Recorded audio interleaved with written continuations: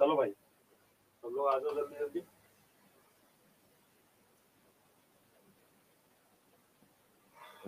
नमस्कार सभी लोगों को, नमस्कार सभी लोगों का स्वागत।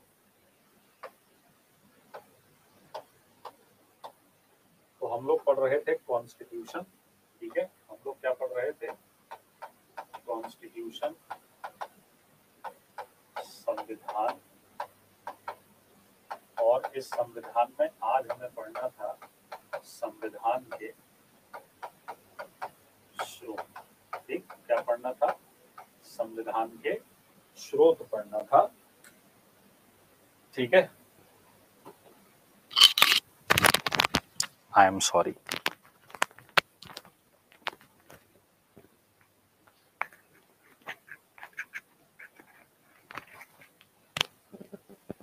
ठीक है, संविधान के स्रोत पढ़ना था, सोर्सेज ऑफ कॉन्स्टिट्यूशन पढ़ना था, सोर्सेज ऑफ कॉन्स्टिट्यूशन पढ़ना था, ठीक।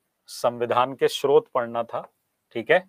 और इसके अंदर मैंने आपसे कहा था कि कल हमने जब लास्ट क्लास में, मतलब जब लास्ट में खत्म कर रहे थे क्लास, तो उसमें हमने कहा था कि 60 देशों के संविधान को स्टडी किया गया था और उसके बाद क्या किया गया था, उसके बाद क्या किया गया था, हमारा संविधान तैयार हुआ था।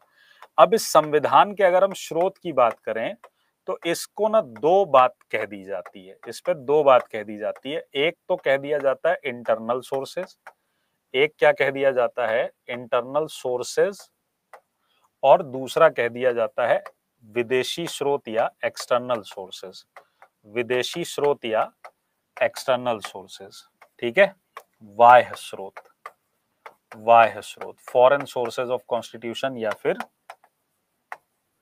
Foreign sources, foreign sources of constitution, ठीक है।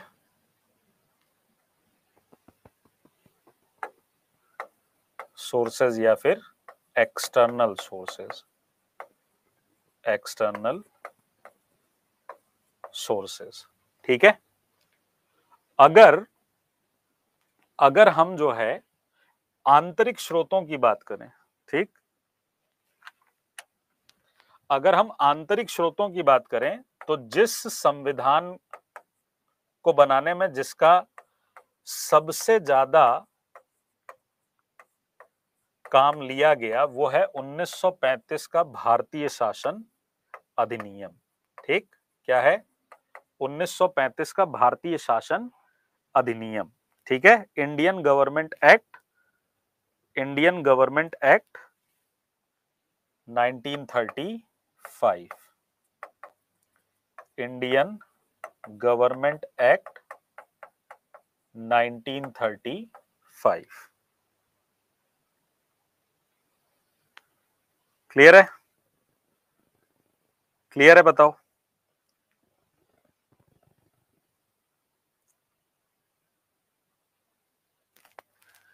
भारतीय शासन अधिनियम 1935 क्यों कहते हैं इसको?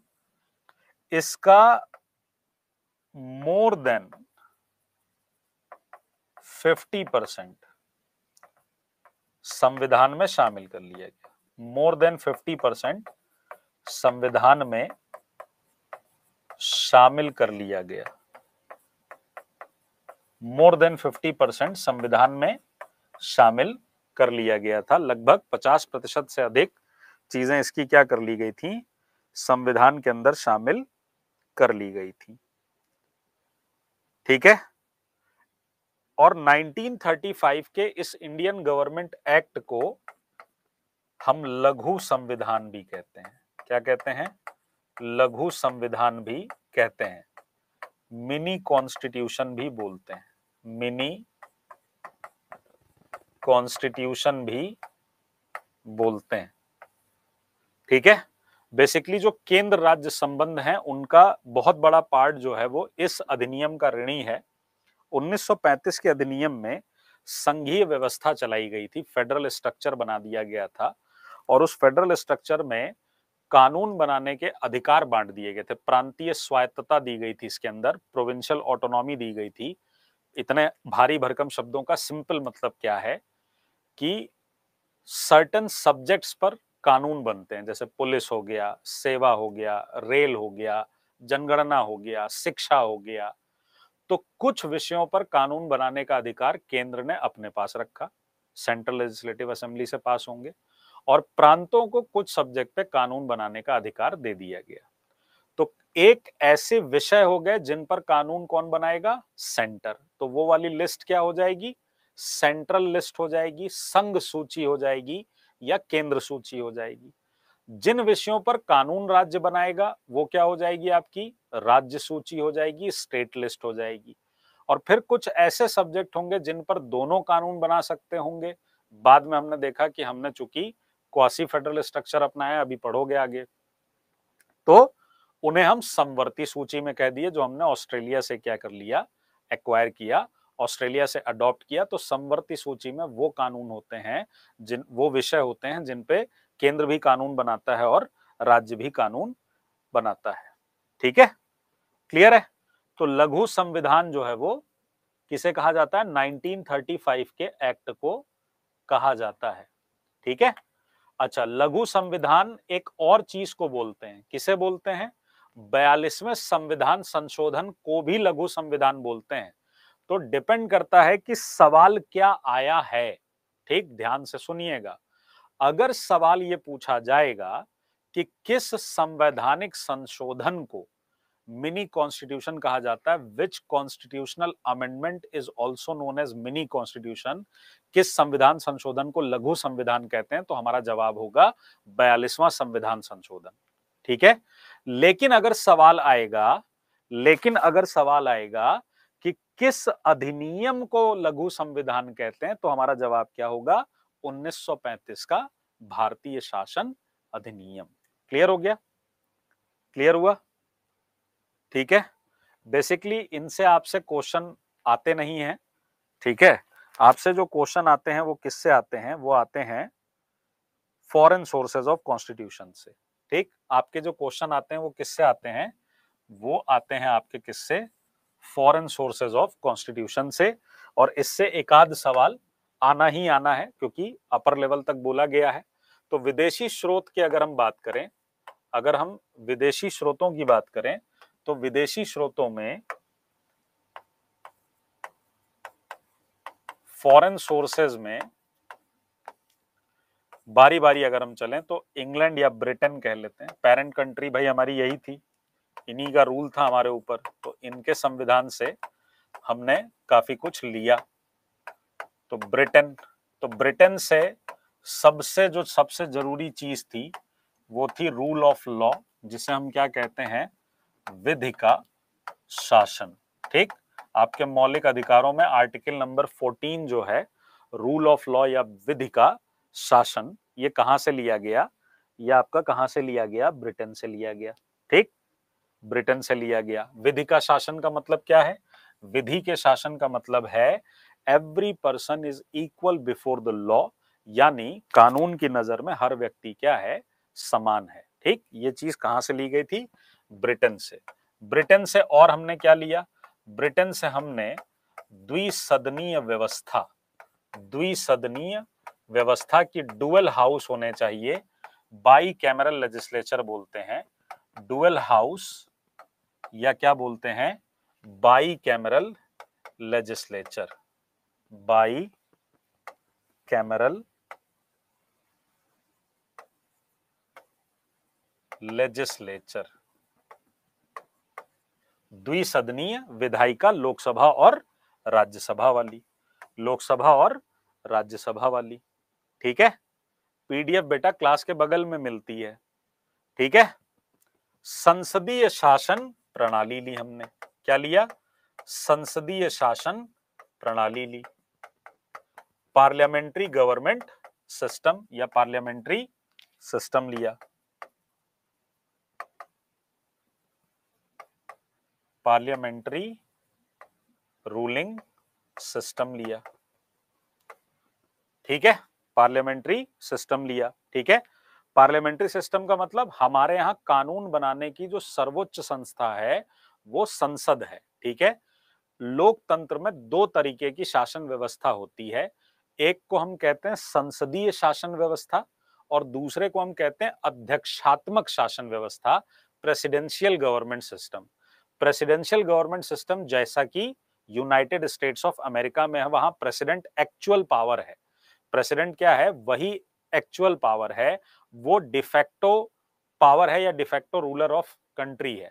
हमारे यहाँ वो किसके अंदर रखा गया, संसद के अंदर रखा गया। उसका रीजन ये था कि हम नहीं चाहते थे कि गलती से भी, वैसे तो प्रॉपर चेक बैलेंस है, पर हम नहीं चाहते थे कि गलती से भी किसी एक व्यक्ति में इतनी शक्ति दी जाए कि वो कल को उसका गलत इस्तेमाल करने लगे। उसके लिए हमने उस गली जाना ही जरूरी नहीं समझा। हमने कौन सी चीज चुन ली, कौन सी चीज सुन ली, संसदीय शासन प्रणाली। संसदीय शासन प्रणाली, ठीक, संसदीय शासन प्रणाली, ठीक है। संजू कुमार कह रहे हैं पीडीएफ से समझ नहीं आता, मतलब मैं तो लिख लिख के पढ़ा रहा हूं, तो मैं कहां पढ़ा रहा पीडीएफ से। संसदीय शासन प्रणाली। अगली चीज जो ली गई वो क्या ली गई, एकल नागरिकता। अगली चीज क्या ली गई, एकल नागरिकता, सिंगल सिटीजनशिप। Single citizenship. भाई 1 से 5 तक वालों समझ में आ रही है ना बात, 1 से 5 तक वालों बात समझ में आ रही है ना। एकल नागरिकता का मतलब क्या है, जैसे यूएस में क्या है कि आप यूएस के भी सिटीजन हैं और जो यूएस में कोई स्टेट है उसके भी सिटीजन, जैसे नवादा स्टेट है तो आप नवादा के भी सिटीजन हैं, या कैलिफोर्निया है तो आप कैलिफोर्निया के भी सिटीजन, मतलब कैलिफोर्निया स्टेट नहीं है फिर भी एग्जाम्पल के तौर पे। यहां पर क्या हो रहा है, हम भारत के नागरिक हैं, हम किसी राज्य के नागरिक नहीं है कि मैं बिहार का नागरिक हूं, मैं उत्तर प्रदेश का नागरिक हूं, नहीं, हम भारत के नागरिक हैं, ठीक है। हम भारत के नागरिक हैं। अमेरिका में डुअल सिटीजनशिप है, अमेरिका में डुअल सिटीजनशिप है, ठीक। और मंत्रिपरिषद की, मंत्रिपरिषद की लोकसभा के प्रति, लोकसभा के प्रति सामूहिक उत्तरदायित्व, सामूहिक उत्तरदायित्व, ठीक, collective responsibility, collective responsibility of council of minister to Lok Sabha, ठीक है। कलेक्टिव रिस्पॉन्सिबिलिटी, ये बात जो दी गई है, ये बात वैसे आर्टिकल 75(3) में दी गई है, आर्टिकल 75(3) में दी गई है, ठीक है, आर्टिकल 75(3) में दी गई है। तो मंत्रिपरिषद हमारे यहां सामूहिक रूप से उत्तरदायी है। अगर एक मंत्री का भी, एक मंत्री के खिलाफ भी विश्वास प्रस्ताव आ गया और वो पास हो गया तो पूरी सरकार क्या होगी, बर्खास्त हो जाएगी, है ना। तो मंत्रिपरिषद का क्या है, सामूहिक उत्तरदायित्व, कोई एक आदमी जवाबदेह नहीं है, क्या है, सारे के सारे लोग क्या हैं, जवाबदेह हैं, ठीक है। सारे के सारे लोग क्या हैं, जवाबदेह हैं। चिरंजीवी पूछ रहे हैं सर वहां तो लोगों का डबल डॉक्यूमेंट लगता होगा। बेटा वहां पे ऐसा नहीं है, वहां पे सोशल सिक्योरिटी नंबर होता है, तो बस आपको अपना सोशल सिक्योरिटी नंबर बताना होता है, उसमें सारी इंफॉर्मेशन आ जाती है, ठीक है। आर्टिकल 75(3), ये जो सामूहिक उत्तरदायित्व दिया हुआ है, ये आर्टिकल 75(3) में दिया हुआ है, 75(3) में दिया हुआ है। क्लियर है पॉइंट, क्लियर है पॉइंट, क्लियर है पॉइंट। लास्ट पॉइंट फिर से बेटा, कलेक्टिव रिस्पॉन्सिबिलिटी का मतलब होता है कि सारे लोग जवाबदेह हैं, सारे लोग क्या होंगे, जवाबदेह होंगे। तो सरकार को, पूरे लोकसभा को क्या करना पड़ेगा, जवाब देना पड़ेगा। इसी तरह से फ्रांस, फ्रांस से हमने क्या लिया, तो फ्रांस से हमने लिया स्वतंत्रता, समानता और बंधुत्व का आदर्श, बंधुत्व का आदर्श लिया। ठीक, liberty, equality and fraternity. France की क्रांति से ये तीन आदर्श जो है वो हमने अपने संविधान में भी क्या किए, बनाने की कोशिश की। और फ्रांस को रिपब्लिक डिक्लेयर किया गया था, तो रिपब्लिकन सिस्टम, रिपब्लिकन सिस्टम, ठीक, मतलब गणतंत्रात्मक, गणतंत्रात्मक व्यवस्था, गणतंत्रात्मक व्यवस्था, रिपब्लिकन सिस्टम। ठीक है, रिपब्लिकन सिस्टम। ठीक है, उसके बाद तीसरे नंबर पे आ जाता है यूएसए, यानी अमेरिका। अमेरिकी संविधान से हमने क्या क्या लिया, तो अमेरिकी संविधान से हमने लिया फंडामेंटल राइट, फंडामेंटल राइट्स, मौलिक अधिकार, मौलिक अधिकार।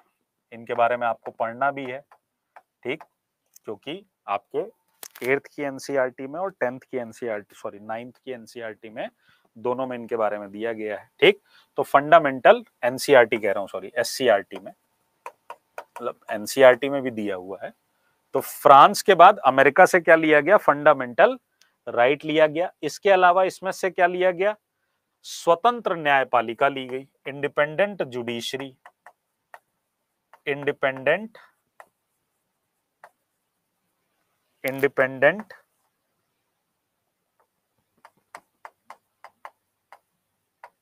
जुडिशरी, स्वतंत्र न्यायपालिका। देखो यूएस में क्या है ना, यूएस में प्रेसिडेंट के पास बहुत पावर है, यूएस में प्रेसिडेंट के पास बहुत पावर है। ठीक है,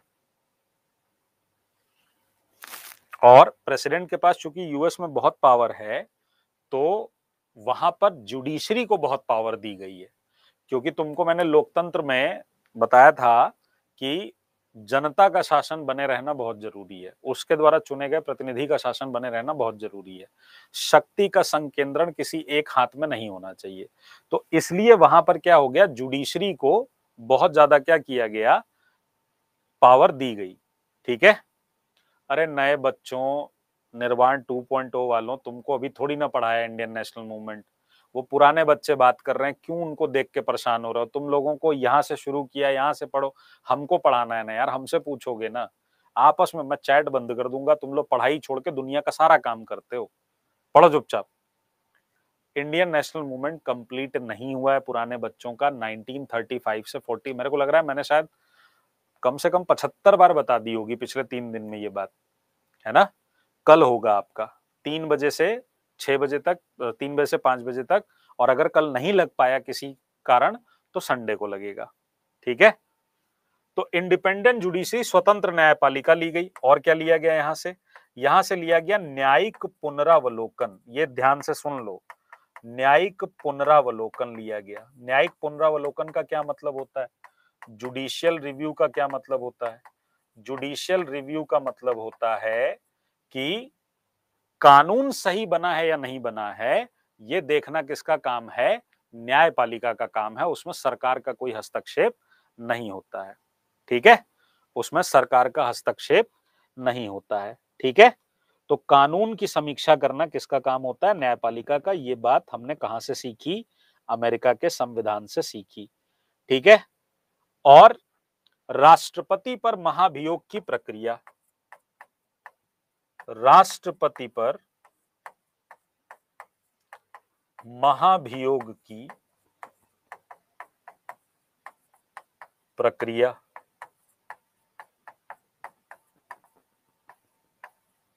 procedure of the impeachment on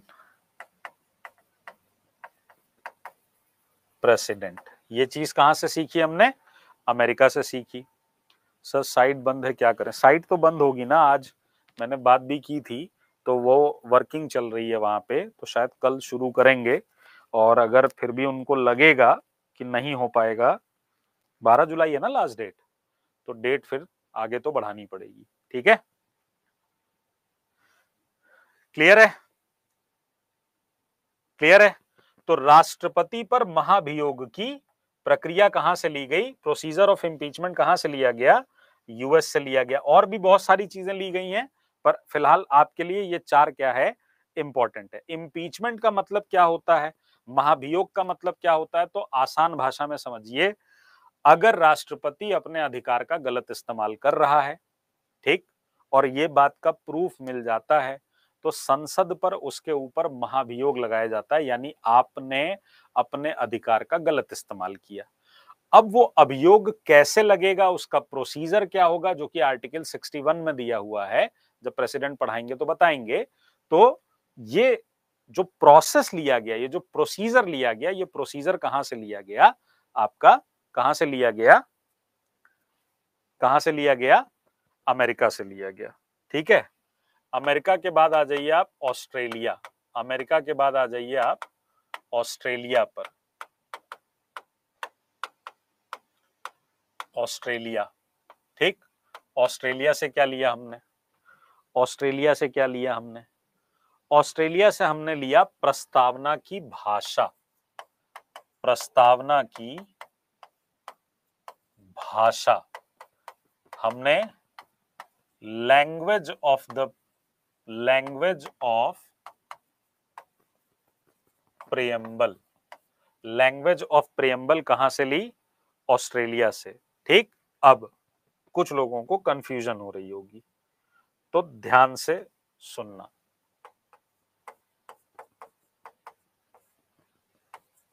प्रस्तावना का विचार अमेरिका से लिया गया था, अमेरिका से लिया गया था। Idea of preamble, idea of preamble, तो आइडिया ऑफ प्रियम्बल कहां से लिया गया, यूएसए से। और लैंग्वेज ऑफ प्रियम्बल कहां से लिया गया, ऑस्ट्रेलिया से। आ गई बात समझ में, आ गई बात समझ में? ठीक है, तो इस पॉइंट को ध्यान रखिएगा। ठीक है, इस पॉइंट को ध्यान रखिएगा।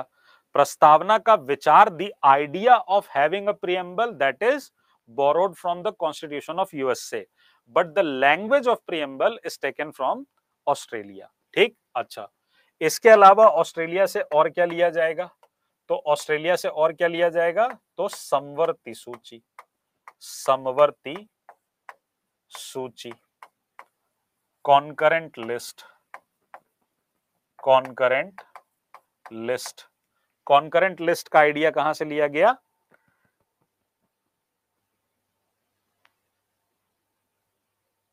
ठीक है, कॉन्करेंट लिस्ट से, कॉन्करेंट लिस्ट का आइडिया कहां से लिया गया, ऑस्ट्रेलिया से।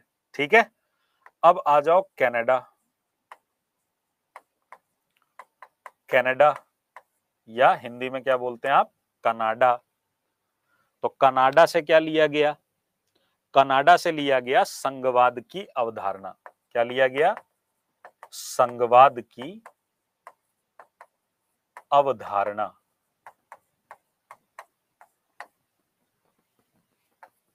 कॉन्सेप्ट ऑफ फेडरलिज्म, कनाडा से क्या लिया गया, कॉन्सेप्ट ऑफ फेडरलिज्म। ठीक है, कॉन्सेप्ट ऑफ फेडरलिज्म। ठीक है, उसके अलावा अवशिष्ट शक्ति का सिद्धांत,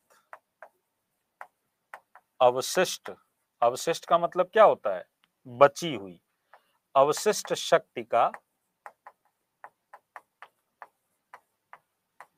सिद्धांत,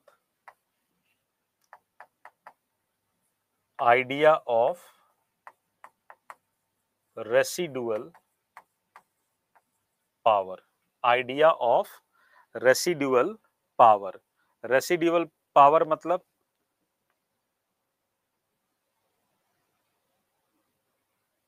ठीक है, आइडिया ऑफ रेसिड्यूअल पावर।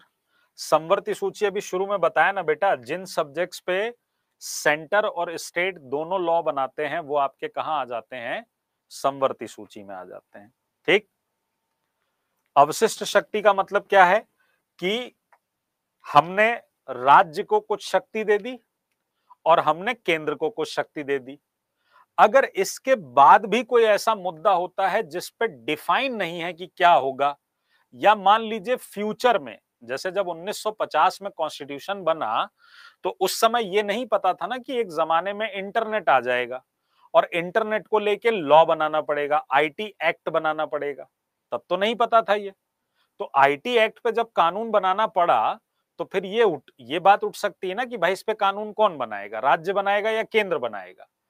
तो अवशिष्ट, अगर कोई भी विषय ऐसा है जो अवशिष्ट विषय है या बच गया है, उसकी जो पावर है वो हमारे यहां किसको दी गई है, सेंटर को दी गई है, केंद्र को दी गई है। ठीक। तो अवशिष्ट शक्ति का सिद्धांत जो है ये भी कहां से लिया गया, ये भी कहां से लिया गया, आपके कनाडा से लिया गया। ठीक है, क्लियर है। फिर idea of a strong centre, शक्तिशाली केंद्र की अवधारणा। शक्तिशाली केंद्र की अवधारणा, idea of a strong centre, idea of a strong centre, शक्तिशाली केंद्र की अवधारणा। शक्तिशाली केंद्र की अवधारणा। फेडरलिज्म क्या है, बस अभी बात करते हैं फेडरलिज्म पे। शक्तिशाली केंद्र की अवधारणा ये भी कहां से ली गई, कनाडा से लिया गया। ठीक है। फिर उसके बाद आता है आपका आयरलैंड। फिर आता है आपका क्या, आयरलैंड। आयरलैंड, तो आयरलैंड से क्या लिया गया, तो आयरलैंड से लिया गया नीति निदेशक सिद्धांत। क्या लिया गया, नीति निदेशक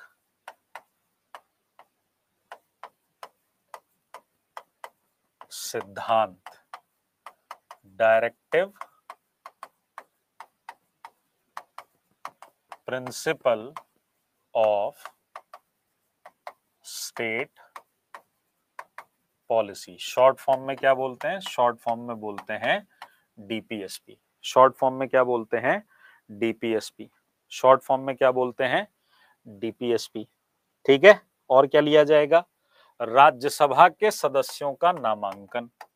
राज्यसभा में प्रेसिडेंट जो है वो क्या करता है, 12 लोगों को नॉमिनेट करता है।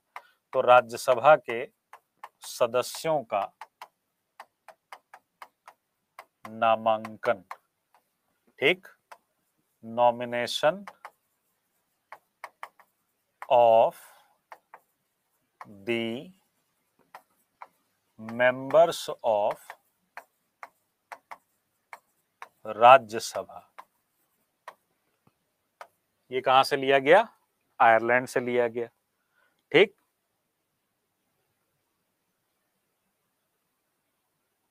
कहां से लिया गया, आयरलैंड से लिया गया। ठीक है। फिर आ जाइए आप साउथ अफ्रीका पे।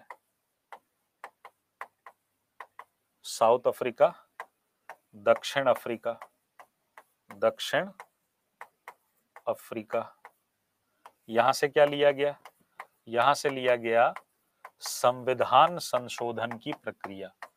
संविधान संशोधन की प्रक्रिया, process of constitutional amendment. Constitutional amendment, process of constitutional amendment.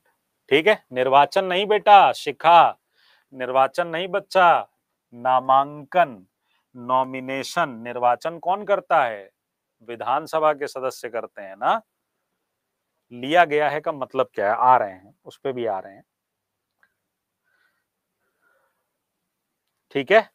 अच्छा, तुम दक्षिण अफ्रीका बोल रही थी, हाँ। और यहां से राज्यसभा के सदस्यों का निर्वाचन, राज्यसभा के सदस्यों का निर्वाचन, election of the members of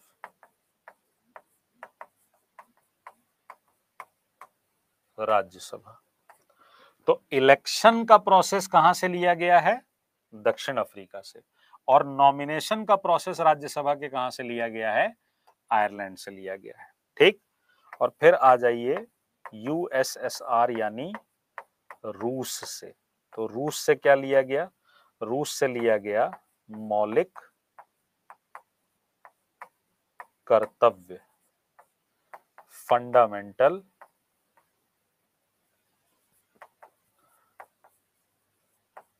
duties, मौलिक कर्तव्य, जो कि आपके आर्टिकल 51A में है। अब जैसे आपको लग रहा है ना कि यार सब तो ले लिया गया, तो फिर हमारा क्या है? देखो, आइडिया लेना एक अलग चीज होती है। जैसे हम आपको ऑनलाइन पढ़ा रहे हैं, इसके लिए हमको एक स्मार्ट बोर्ड चाहिए, एक पैनल चाहिए, एक एप्लीकेशन बनाना पड़ेगा जिस पे आप पढ़ेंगे। ये क्या है? आइडिया है। अब इस आइडिया को एक्चुअल धरातल पे लाना और अपने सहूलियत के हिसाब से करना, मतलब कि भारत की किन परिस्थितियों में क्या क्या चीजें इसके अंदर आ सकती हैं, वो एक दूसरी बात होती है। ठीक। संविधान को बनाते समय चूंकि हमारे संविधान बनाने की प्रेरणा हमको कहां से मिल रही थी, हमें जो संविधान बनाने का मोटिवेशन मिल रहा था, वो मोटिवेशन कहां से मिल रहा था? मोटिवेशन कहां से मिल रहा था? मोटिवेशन मिल रहा था हमें अपने भारतीय राष्ट्रीय आंदोलन से, कि रॉलेट एक्ट जैसा एक कानून बनाया गया जिसमें यह कहा गया कि बिना वकील, बिना दलील, बिना अपील के आपको उठा के 2 साल के लिए अंदर कर दिया जाएगा और आप कहीं कुछ नहीं कर पाएंगे। तो क्या हमारे आने वाले देश में, हमारे आने वाले बच्चों में, हमारे आने वाले नागरिकों में क्या हम रॉलेट एक्ट जैसा कानून ला सकते हैं? नहीं। तो जो झेला होता है ना, दूध का जला भी छाछ फूंक फूंक के पीता है। और जब वो छाछ फूंक फूंक के पीता है, तो वो पहले 10 जगह से आइडिया लेगा। तो आइडिया लेना एक अलग चीज है, उसका एग्जीक्यूशन करना एक अलग चीज है। कहते हैं ना, नकल मारने के लिए भी अकल चाहिए। अरस्तु जब पहली बार संविधान बना रहा था, तो उसने छोटे छोटे बहुत सारे ट्राइबल से क्या किया गया था? बहुत छोटे छोटे ट्राइबल से उसने भी क्या किया था? आइडिया लिया था। तब लेकर उसने क्या किया था? एक कॉन्स्टिट्यूशन बनाया था। लोकसभा में अब नहीं है बेटा, मनोनीत सदस्य लोकसभा में नहीं है। ठीक है। तो ये इतना देखो, अभी और भी कंट्रीज है, पर इतना आपके लिए बहुत है, ये भी ज्यादा है। ठीक। इसमें भी अगर मैं चाहूं तो और कम कर सकता हूं। क्या? जैसे आपसे ये पूछ दिया जाएगा मौलिक कर्तव्य, आपसे नीति निदेशक तत्व पूछ दिया जाएगा, राज्यसभा के सदस्यों का निर्वाचन पूछ दिया जाएगा। ठीक। ये चीजें हैं जो पूछी जाती हैं। संवर्ती सूची का आइडिया कहां से लिया गया, ये पूछा जाता है। संघवाद की अवधारणा कहां से ली गई, ये पूछा जाता है। ठीक है। स्वतंत्रता, समानता, बंधुत्व कहां से लिया गया, ये पूछा जाता है। फंडामेंटल राइट पूछा जाता है। ठीक। और न्यायिक पुनरावलोकन इसलिए पूछा जाएगा क्योंकि आपकी एससीईआरटी में दिया हुआ है, आपकी एससीईआरटी में दिया हुआ है। ठीक। ब्रिटेन से रूल ऑफ लॉ लिया गया, ये पूछा जाता है। रूल ऑफ लॉ पूछा जाता है। और ये पूछा जा सकता है मंत्रिपरिषद की लोकसभा के प्रति सामूहिक उत्तरदायी उत्तरदायित्व। बोलो, क्लियर है पॉइंट? क्लियर है पॉइंट? क्लियर है पॉइंट? ठीक। हाँ, एक और इसमें जर्मनी से आपात उपबंध, इमरजेंसी प्रोविजंस लिए गए थे। Germany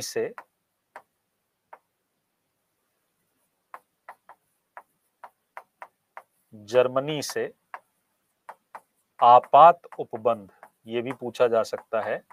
emergency provisions, emergency provisions लिए गए थे जर्मनी से। इमरजेंसी प्रोविजन लिए गए थे। ठीक, आपात उपबंध किस देश से लिया गया है, ऐसा करके क्वेश्चन आएगा। हाँ बिल्कुल ऐसा ही किया जाएगा।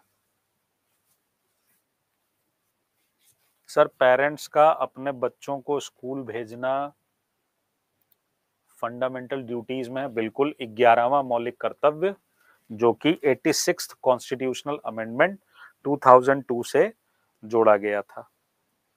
ठीक है, जोड़ा गया था। क्लियर है?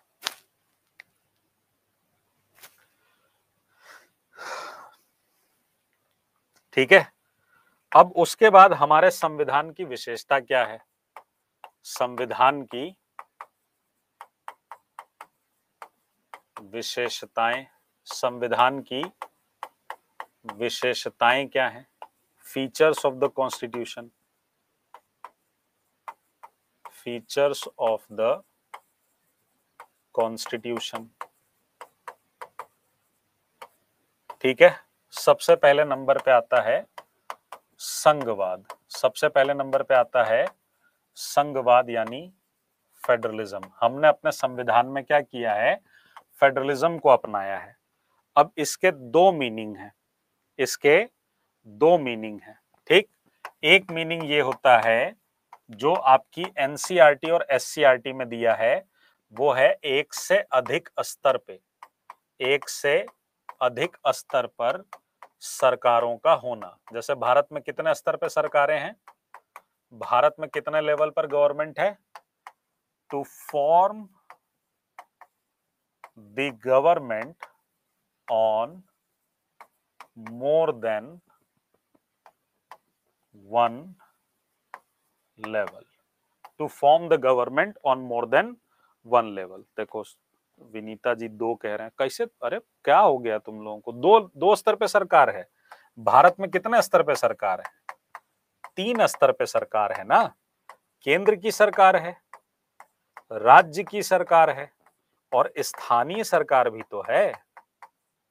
स्थानीय सरकार भी तो है, लोकल गवर्नमेंट में भी तो है ना। तो 3 लेवल पे है। एक मतलब तो ये होता है। संघवाद का एक दूसरा मतलब क्या होता है? संघवाद का एक दूसरा मतलब ये होता है कि कानून बनाने का अधिकार केंद्र एवं राज्य दोनों के पास है, परंतु अंतिम निर्णय केंद्र का होगा। इसीलिए क्या किया गया? तो इसी को बोलते हैं क्या? Residual power. इसी को क्या बोलते हैं? Residual power. ये किसके पास है? सेंटर के पास है। अवशिष्ट शक्ति किसके पास है? सेंटर के पास है। इसको यूनिटेरियन अप्रोच बोलते हैं, एकात्मकता की अवधारणा बोलते हैं, वो जो कि कनाडा से लिया गया। ठीक, इसीलिए आपने देखा कि 3 लिस्ट बनाई गई। केंद्र सूची, जिससे किसी तरह की कोई डिस्टरबेंस नहीं हो। केंद्र सूची के विषय पर कानून कौन बनाएगा? सेंटर। राज्य सूची के विषय पर कानून कौन बनाएगा? राज्य सूची के विषय पर कानून कौन बनाएगा? राज्य। लेकिन समवर्ती सूची की अगर बात आएगी, समवर्ती सूची की अगर बात आएगी, तो इसमें जो विषय होंगे, जैसे शिक्षा, समवर्ती सूची पर केंद्र और राज्य दोनों कानून बनाएंगे, दोनों कानून बना सकते हैं। लेकिन अगर मान लीजिए कि मुद्दा फंस गया, मैटर फंस गया, या कुछ ऐसा हो गया कि केंद्र और राज्य जो है वो आमने सामने आ गए किसी बात पे, तब तो अंतिम निर्णय किसका होगा? केंद्र का होगा। अंतिम निर्णय किसका होगा? केंद्र का होगा। जैसे शिक्षा पर क्या किया गया है? सूची, शिक्षा को समवर्ती सूची में डाल दिया गया, शिक्षा को समवर्ती सूची में डाल दिया गया। ठीक है, तो शिक्षा पर बिहार भी कानून बना सकता है, बिहार का राज्य भी कानून बना सकता है, और शिक्षा पर केंद्र का सरकार भी कानून बना सकती है। पर अगर किसी ऐसा मैटर है जिसमें मामला फंस गया, जैसे अभी आउटसाइड स्टेट के बच्चों को अलाउ किया जाए, तो ये मैटर फंसा ना, कोर्ट में गया तो कोर्ट ने इनकार कर दिया ना रोक लगाने से, बोला नहीं, ये जो हमारी संघात्मकता है उसके विरुद्ध हो जाएगा अगर हम केवल बिहार राज्य के लोगों को बोलेंगे तो। ठीक है, तो केंद्र और राज्य दोनों क्या कर सकते हैं? कानून बना सकते हैं। केंद्र और राज्य दोनों क्या कर सकते हैं? कानून बना सकते हैं। क्लियर है?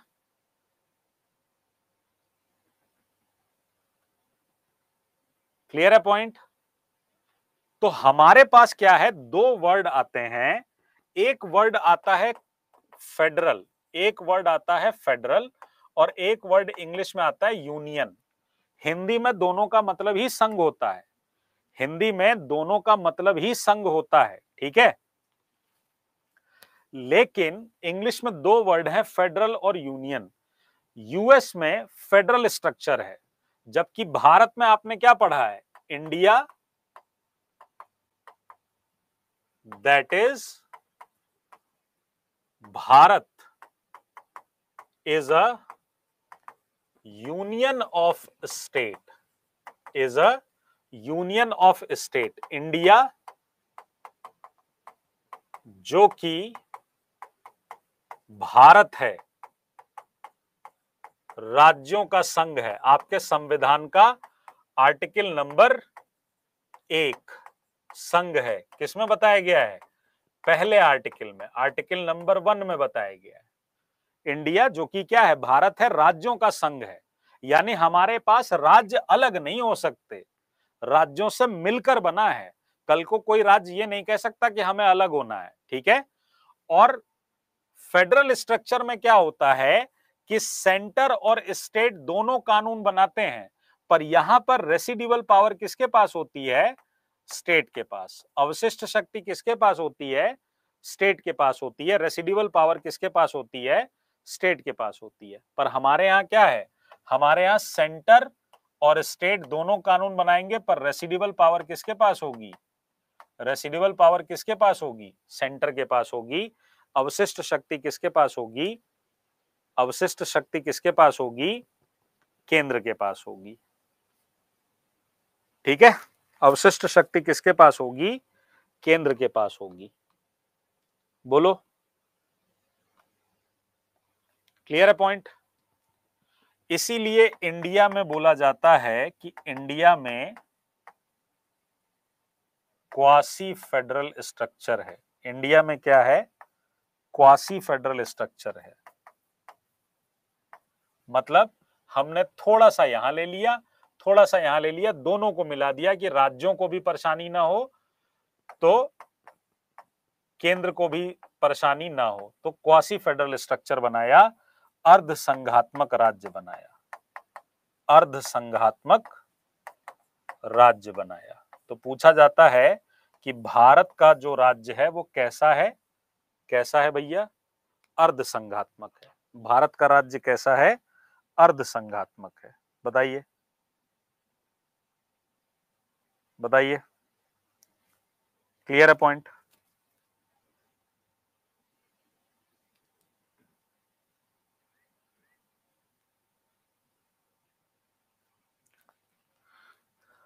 बोलो, किसने बोला था ये केसी वेयर करके एक राइटर थे, केसी वेयर करके एक राइटर थे, उन्होंने बोला था भारत का राज्य क्या है? भारतीय राज्य क्या है? अर्ध संघात्मक राज्य है। साधना संगम जी का पूछना है भारत का राज्य या देश।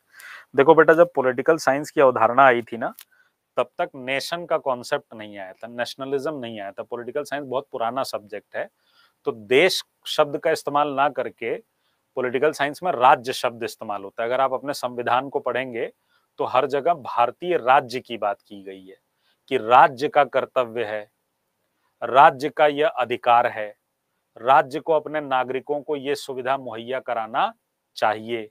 तो वहां भारतीय राज्य का मतलब हमारे भारत के देश से ही है। ठीक,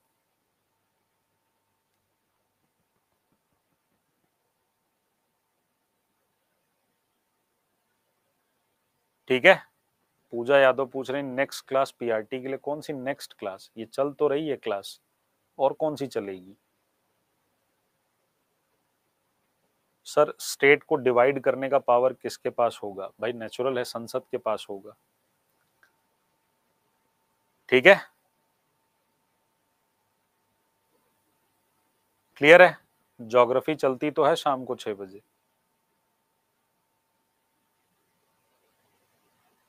क्लियर भाई? अच्छा, इसी तरह से दूसरा जो स्ट्रक्चर है वो क्या है? तो पहला आपने देखा संविधान की विशेषताओं में, पहला आपने क्या देखा? संघवाद। दूसरा क्या है? दूसरा है आपका संसदीय शासन प्रणाली। दूसरा क्या है आपका? संसदीय शासन प्रणाली, parliamentary system. Parliamentary system. Parliamentary system क्या है? कि हमारे यहां सर्वोच्च कौन है? संसद कानून निर्माण की, कानून निर्माण की सर्वोच्च संस्था है, सर्वोच्च संस्था है। ठीक, supreme power of law making, supreme power of law making, supreme power of law making है। ठीक है, supreme power of law making. बेटा आपको जो जो पढ़ना हम सब पढ़ाएंगे, काहे परेशान है आप लोग? जो बता रहे हैं उसको सुनते चलिए। संविधान की अवधारणा फ्रांस से लिया गया ना सर? नहीं, सबसे पहला जो संविधान है ना, सबसे पहला जो संविधान बना था वो हमारा कहाँ बना था? यूएस में, है ना, जिसको बकायदा रिटन फॉर्म में बनाया गया था। ठीक, संविधान दो तरीके का होता है, लिखित होता है या अलिखित होता है, रिटन होता है या अनरिटन होता है। अनरिटन जैसे ब्रिटेन का कॉन्स्टिट्यूशन है, ब्रिटेन का कॉन्स्टिट्यूशन अनरिटन पे है, जो कि ट्रेडिशंस पे बेस है। जैसे आप लोग होली वाले दिन क्या करते हैं? कुर्ता पजामा पहनते हैं, अबीर लगाते हैं, ये क्या बन गया? ट्रेडिशन बन गया। ये ट्रेडिशन अगर कल को कानून बन जाए संविधान के अंदर कि होली के दिन कुर्ता पजामा पहनना, अबीर लगाना, ये कानून बना दिया जाए, तो ये परंपरा आधारित कानून हो जाएगा। ठीक, तो ब्रिटेन में इस तरह के बहुत सारी परंपराओं और प्रथाओं पर आधारित कानून बनाए गए, तो वो अलिखित हो गया। लिखित संविधान क्या हो गया? लिखित संविधान जिसको बाकायदा लिखा गया कि हमारे देश की शासन, संविधान क्या है, देश को कैसे चल। मैंने क्या बताया था लोकतंत्र वाली क्लास में कि लोकतांत्रिक सरकार का काम होता है कानून बनाना और योजनाएं चलाना। तो कानून बनाने के लिए उसको शक्ति कहां से मिलेगी? तो कुछ लिखित कानून बनाए गए, एक दस्तावेज ऐसा तैयार किया गया जो आपको वो पावर दे रहा है, एक रूल बुक है जो पावर दे रही है। तो इससे आपका क्या बनेगा? संविधान बनेगा। इससे आपका क्या बनेगा? संविधान बनेगा। ठीक, पार्लियामेंट्री सिस्टम के बाद और जो आपके बनते हैं तीसरे नंबर पे, वो क्या है? तीसरे नंबर पे वो है शक्तियों का विभाजन। वो क्या है? शक्तियों का विभाजन, सेपरेशन ऑफ पावर। आपके संविधान में पावर को डिस्ट्रीब्यूट किया गया है, शक्तियों को विभाजन दिया गया है। ठीक, शक्तियों का क्या किया गया है? विभाजन किया गया है। ठीक है, कैसे किया गया है? तो राज्य के 3 अंग बना दिए गए। क्या क्या बना दिए गए? एक को बोला गया विधायिका। एक को क्या बोला गया? विधायिका। विधायिका यानी लेजिस्लेटिव, विधायिका यानी लेजिस्लेटिव। दूसरे को क्या बोला गया? कार्यपालिका। दूसरे को क्या बोला गया? कार्यपालिका यानी एग्जीक्यूटिव। और तीसरे को बोला जाएगा न्यायपालिका। तीसरे को क्या बोला जाएगा? न्यायपालिका यानी जुडिशरी। ठीक। मॉन्टेस्क्यू करके एक राजनीतिक विचारक था फ्रांस की क्रांति के दौरान, और मॉन्टेस्क्यू ने स्पिरिट ऑफ लॉज लिखी थी, ठीक है, कानून की आत्मा नाम की उसने किताब लिखी थी। उसके अंदर उसने ये आइडिया दिया था कि शक्ति का ना संकेंद्रण नहीं होना चाहिए, सेंट्रलाइजेशन ऑफ पावर नहीं होना चाहिए। लोकतंत्र की यही खूबी है कि लोकतंत्र शक्तियों का क्या करती है, विकेंद्रीकरण करती है, संस्थाओं को क्या करती है, शक्तियां बांटती है। तो राज्य के कितने अंग माने जाते हैं, राज्य के 3 अंग माने जाते हैं। और जब मैं यहां पर राज्य के 3 अंग कह रहा हूं तो इसका मतलब क्या है, हम बात कर रहे हैं भारतीय राज्य की, हम बात कर रहे हैं भारतीय राज्य की। आप वो मत समझिएगा कि विधानसभा, विधान परिषद और राज्यपाल, नहीं, वो अलग चीज है, ठीक है। तो हम भारत की बात कर रहे हैं। विधायिका का काम होता है कानून बनाना, विधायिका का काम क्या होता है, कानून बनाना, लॉ मेकिंग। कार्यपालिका का काम होता है कानून को लागू करना, कार्यपालिका का काम होता है कानून को लागू करना, और इनका काम होता है रिव्यू ऑफ द लॉ, कानून की समीक्षा करना, कानून की समीक्षा करना इनका काम है। रिव्यू ऑफ द लॉ इनका काम है, न्यायपालिका का काम है, ठीक, न्यायपालिका का काम है, ठीक है। तो चलिए आज के लिए इतना ही। अभी इसमें और भी संविधान की विशेषताएं हैं, जैसे इसके अंदर आपको मौलिक अधिकार, नीति निर्देशक तत्व, प्रस्तावना, ये सब चीजें हमें अभी इसमें पढ़नी है ना। तो कॉन्स्टिट्यूशन का चैप्टर थोड़ा सा लंबा है, क्योंकि इसमें हम टेल टॉपिक भी क्या कर देंगे, कवर कर देंगे, मौलिक अधिकार कवर कर देंगे, नीति निर्देशक तत्व कवर कर देंगे, प्रस्तावना कवर कर देंगे, जो आपके एससीईआरटी में हल्का हल्का मेंशन किया गया है उन सबको हम यहाँ पर प्रॉपर तरीके से पढ़ लेंगे, ठीक। देखिए आपके दिमाग में सवाल बहुत सारे आएंगे, पर होल्ड करिए, अभी तो आपने शुरू किया है ना संविधान पढ़ना। जैसे हिस्ट्री आपको समझ में आने लगी थी इंडियन नेशनल मूवमेंट में, वैसे ये भी आपको समझ में आ जाएगा, ठीक है। चलिए आज के लिए इतना ही। साधना संगम पूछ रही है आर्टिकल भी पढ़ना है क्या, जितना हम पढ़ाएंगे उतना पढ़ना है बस, ठीक है। कल आपकी क्लास होगी इंडियन नेशनल मूवमेंट की, और अगर कल नहीं हो पाई समहाउ तो परसों होगी 100%, ठीक है। चलिए बेटा मैं क्या क्या पढ़ाऊं, ज्योग्राफी भी पढ़ा दूं, हिस्ट्री भी पढ़ा दूं, पॉलिटी भी पढ़ा दूं, अरे यार मतलब आदमी है, 5-6 घंटे की क्लास ऑलरेडी चल रही है मेरी। बिल्कुल बिल्कुल रखा हुआ अपन ख्याल। चला टाटा बाय बाय लोगन, दूसरा क्लास हो हमारा।